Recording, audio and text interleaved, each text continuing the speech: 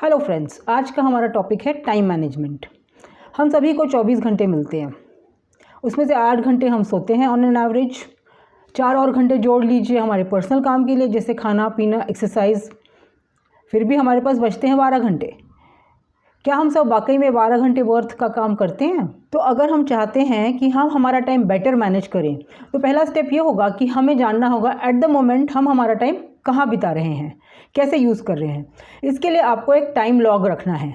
Time log मतलब कि आप सुबह से लेकर जब से उठते हैं तब तक आप क्या काम करते हैं। एक एक घंटे में आप एक लॉग बनाइए कि 8 से 9 मैंने बुक पढ़ी, 9 से 9:30 मैंने नाश्ता किया। तो ऐसे करके सुबह से शाम तक सारी एक्टिविटीज़ का आप लॉग बनाइए।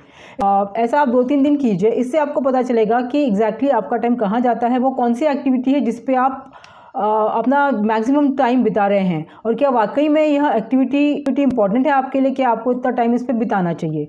इस वीडियो में मैं आपको कुछ ऐसी टाइम मैनेजमेंट से जुड़ी हुई कुछ ऐसी आइडियाज़ बताऊंगी जिसको अप्लाई करके आपकी प्रोडक्टिविटी और एफिशिएंसी बहुत ज़्यादा बढ़ेगी। टाइम मैनेजमेंट से जुड़ी हुई सबसे पहली आइडिया ये है कि your time is totally in your control. इसका क्या मतलब है? इसका मतलब है कि आप जहाँ भी अपना टाइम स्पेंड कर रहे हैं वो आपकी चॉइस है। You are spending your time at whatever you value most at that point of time. इसका मतलब है कि अगर आप बैठ के टीवी देख रहे हैं तो उस मोमेंट पे आपके लिए टीवी देखने को आप सबसे ज़्यादा वैल्यू दे रहे हैं। तो इसका मतलब यह है कि time management boils down to the priority management. तो you have to be able to prioritise your task well. तो ये ले आता है हमें टाइम मैनेजमेंट की दूसरी आइडिया पे, जो कि है कि मेक टू डू लिस्ट। इसका मतलब आपके जो भी पेंडिंग काम हैं तो वो आप पेन और पेपर लीजिए और उसकी आप एक लिस्ट बनाइए। इसका इम्पोर्टेंस ये है कि अगर आप दिमाग में होल्ड करते हैं आपके सारे पेंडिंग काम, तो आपका दिमाग की बहुत सारी एनर्जी और स्पेस इसी में चला जाता है। अगर आप उन कामों को पेपर में लिख देते हैं तो आपकी मेंटल एनर्जी फ्री हो जाती है, और वो एनर्जी वो आप एक्चुअली काम करने में यूज़ कर सकते हैं। To do list physical form में सबसे ज़्यादा अच्छी होती है, क्योंकि वो आप आपके डेस्क पे रख सकते हैं और हर टाइम वो आपके नज़रों के सामने होती है। और टू डू लिस्ट पे से टिक करने का अपना ही एक अलग मज़ा है कि ये मैंने काम कर लिया, ये मैंने टिक कर लिया। आपको अगर प्रेफरेंस है तो आप डिजिटल टू डू लिस्ट भी रख सकते हैं। तो टू डू लिस्ट कैसे बनती है? जो हमारा गोल है वो हासिल करने के लिए हमको क्या क्या काम करना होगा, तो उस हिसाब से फिर हमारी पहले मंथली लिस्ट बनेगी काम की, और उसके ऊपर से वीकली लिस्ट, और फिर हमारी डेली टू डू लिस्ट बनती है। तो सबसे ज़रूरी ये बात है कि हमारे गोल बहुत क्लियर होने चाहिए। तो हमको क्या करना है इस टाइम पे हमारी लाइफ में, ये इसकी बहुत ज़्यादा क्लैरिटी हमारे दिमाग में होनी चाहिए। दोस्तों, अगर आपके गोल क्लियर नहीं है तो आपको कभी भी क्या करना, क्या काम करें, इसकी कोई क्लैरिटी नहीं होगी।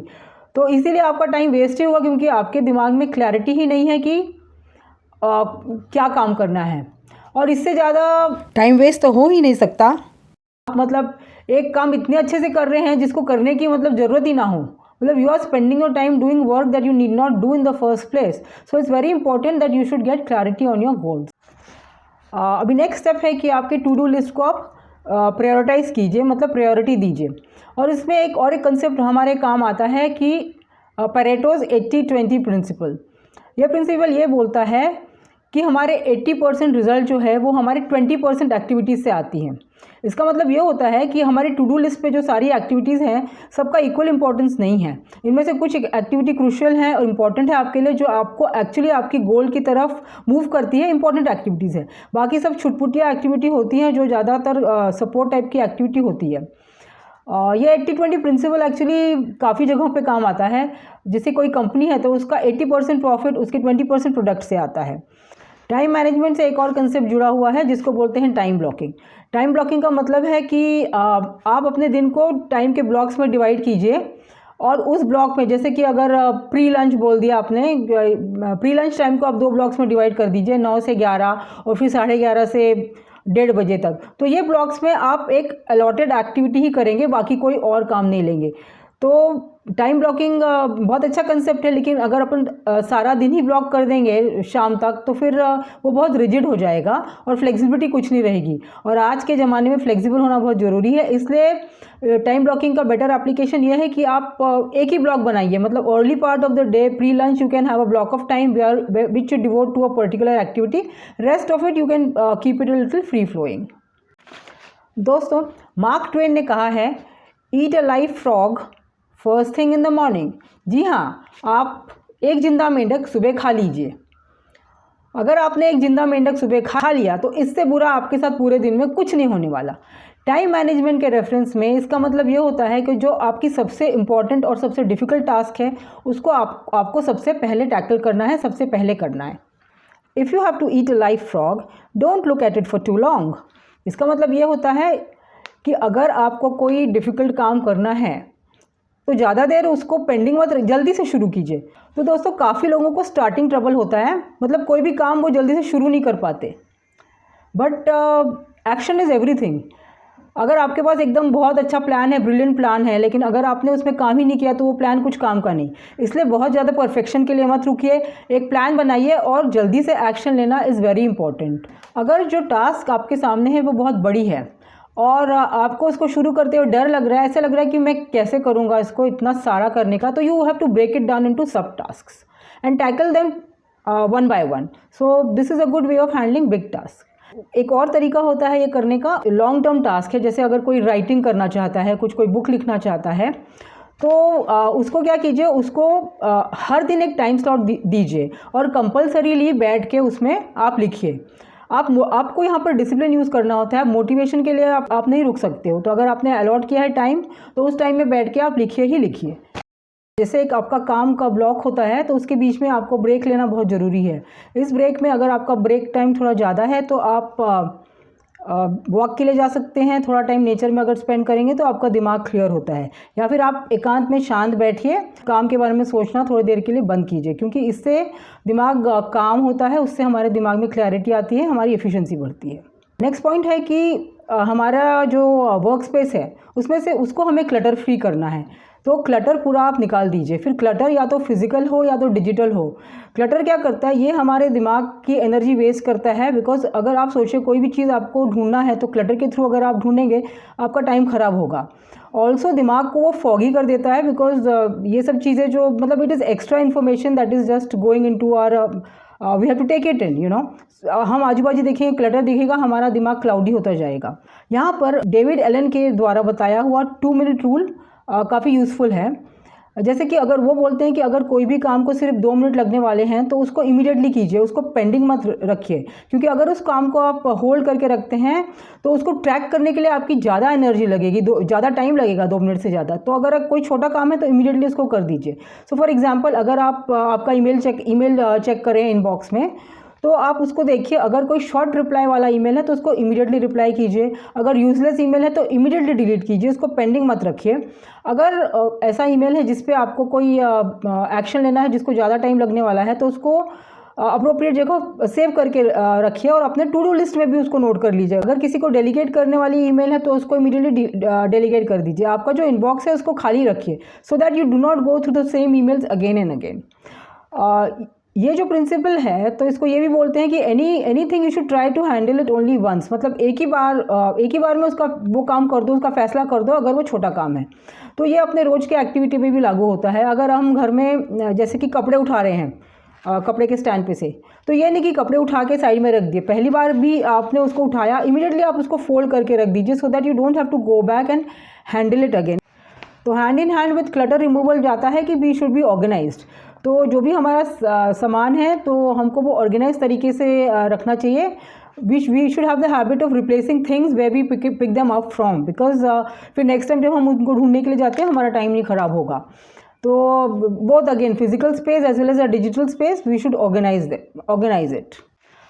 इसी से जुड़ा हुआ एक और पॉइंट है कि जो हमारे रोज़ के काम होते हैं, जो इसेंशियल जो हमको करने ही करने होते हैं, तो उनके लिए आप एक रूटीन बनाइए और उस रूटीन को आप डिसिप्लिन से फॉलो कीजिए। नेक्स्ट प्रिंसिपल टाइम मैनेजमेंट का है डेलीगेशन।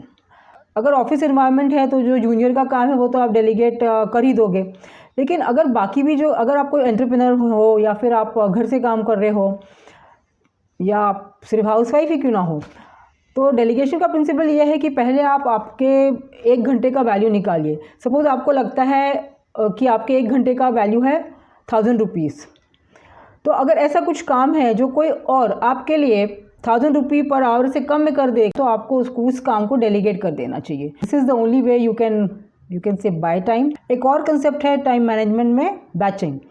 इसको टिम फेरिस ने अपनी book the 4 hour work week में हमें बताया है। तो वे कहते हैं कि जो भी सिमिलर काइंड ऑफ एक्टिविटीज़ हैं और अगर वो छोटे छोटे ड्यूरेशन की है, तो उसको एक साथ एक बैच बनाइए और उसको एक टास्क के समान आप ट्रीट कीजिए। मतलब वो सारे सिमिलर एक्टिविटीज़ एक साथ करें और उसके बाद ही आप अपना ब्रेक लें, क्योंकि आप थोड़ा एक्टिविटी करके फिर ब्रेक लेंगे, फिर कोई डिस्ट्रैक्शन में चले जाएंगे, फ़ोन देखने लगेंगे, तो आपका ऐसे टाइम बहुत ख़राब होते जाएगा। तो बैचिंग करके आप काम करेंगे तो आपका टाइम बचेगा। अच्छा, मल्टीटास्किंग मत करें। मल्टीटास्किंग नहीं करना चाहिए।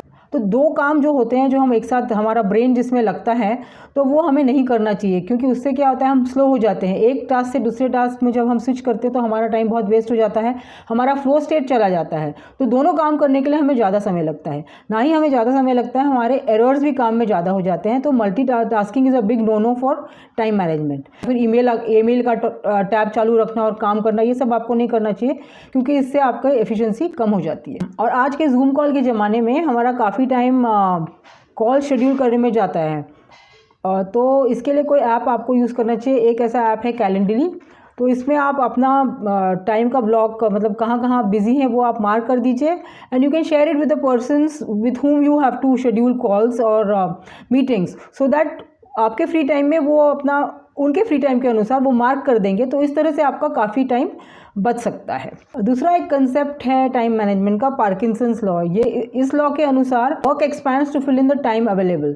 तो जो भी काम आपके पास है, अगर आप उसकी डेडलाइन नहीं है, तो वो आप धीरे धीरे करके करते रहेंगे। तो इसलिए आर्टिफिशियल डेडलाइंस देना चाहिए। तो अपने आप के लिए, अगर कोई एक्सटर्नल डेडलाइन नहीं है, तो अपने आप के लिए आप कामों को डेडलाइन दीजिए कि ये टाइम तक आपको करना है। वो जो एक्सटर्नल टाइम वेस्टर्स होते हैं, जैसे कि इनकमिंग फ़ोन्स हैं, व्हाट्सएप मैसेजेस हैं, ईमेल्स हैं, तो इसको आपके टाइम के ब्लॉक्स कुछ ऐसे होना चाहिए जब ये टोटली आप बंद रखें।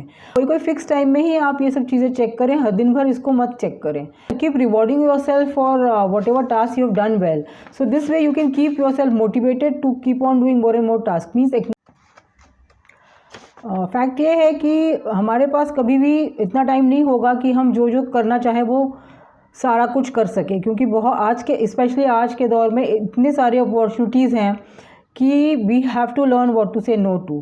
तो डेविड साइवर्स करके ऑथर हैं, जिन्होंने एक बुक लिखी है, हेल या और नो।